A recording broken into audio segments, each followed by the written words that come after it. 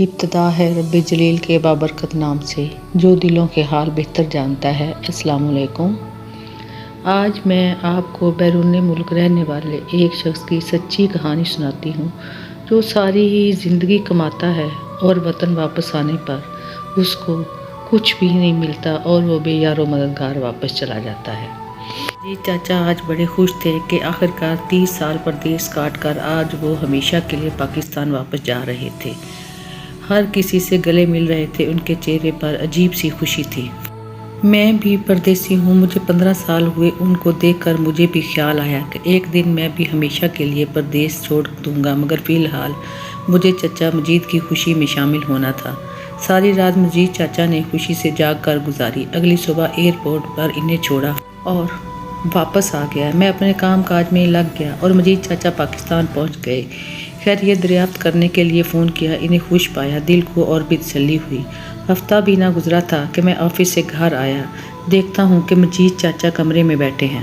چہرہ مرجھایا ہوا، کندھے جھکے ہوئے۔ میں نے حیران ہو کر پوچھا، چاچا آپ یہاں واپس کیسے؟ مجید چاچا نے اٹھ کر مجھے گلے لگایا اور دھاڑے مار مار کر رونے لگے۔ میں اتنا گھبرا گیا تھا کہ میرے ہاتھ پاؤں پھول گئے۔ میں نے چاچا کو زور سے گلے لگایا اور انہیں چپ کرانے کی کوشش کرنے لگا۔ چاچا کے آنسو شاید پاکستان میں ہی خشک ہو چکے تھے۔ میں نے کھانا بنایا، مجید چاچا نماز پڑھنے لگ گئے۔ کھانے سے فارغ ہو کر میں نے دریافت کیا، چاچا بتائیں تو صحیح کیا ہوا ہے؟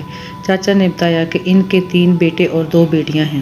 دونوں بیٹیوں کی شادی یہاں رہ کر ہی کر دی تھی، مگر بیٹے ابھی کنوارے تھے اور وہ نوکری وغیرہ کرتے ہیں۔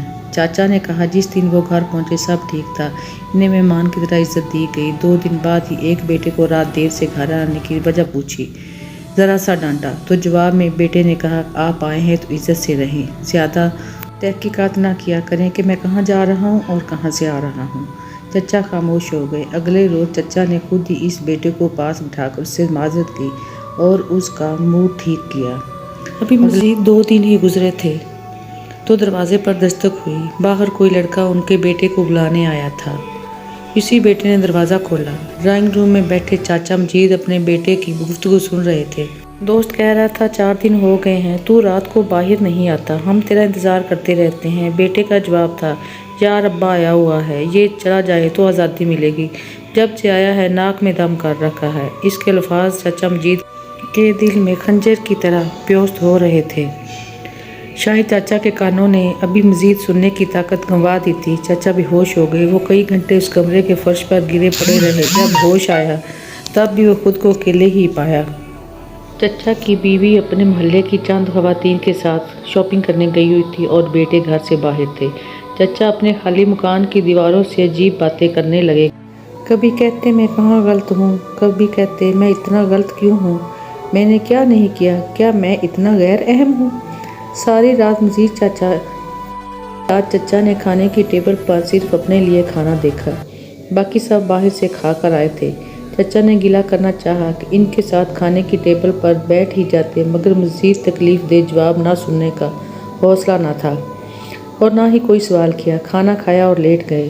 اگلی صبح چچا نماز کے لیے اٹھے، وضو کر رہے تھے کہ بیٹے کی زوردار گرجتی ہوئی آواز آئی، کون شور کر رہا ہے اس وقت؟ چچا معصوم بچے کی طرح ڈر سے گئے اور وضو ادھورا چھوڑ کر مسجد چلے گئے۔ وہیں وضو کیا اور نماز پڑھی۔ نماز کے بعد دعا مانگتے ہوئے چچا رونے لگ گئے۔ تبھی امام مسجد نے چچا کو پوچھا کیا ہوا، بڑے میاں کیوں روتے ہو؟ چچا نے سارا ماجرا سنا دیا اور امام صاحب سے پوچھا کہ آپ ہی بتائیں مجھے اب کیا کرنا چاہیے؟ امام صاحب جو بہت بزرگ تھے کہنے لگے اب تو کچھ نہیں کر سکتا سوائے برداشت کے یا ان کے لیے ہدایت کی دعا کرنے کے۔ جو وقت تیرے بچوں کی تربیت کا تھا وہ تو نے پردیس میں گزار دیا، اب وہ بچے نہیں رہے، جوان ہو گئے ہیں، انہیں جس طرح کی پرورش ملی وہ ویسے بن چکے ہیں، اب یا برداشت کر یا کہیں الگ سے ہو کر رہ لے۔ چچا واپس گھر گئے، بیوی سے تمام حال بیان کیا۔ بیوی نے بھی کہہ دیا میں تو پہلے ہی کہتی تھی کہ واپس آ کر کیا کریں گے، وہاں تو پھر بھی نوکری تھی، پیسہ تھا، یہاں فارغ رہ کر بچوں سے تانے ہی سننے ہیں۔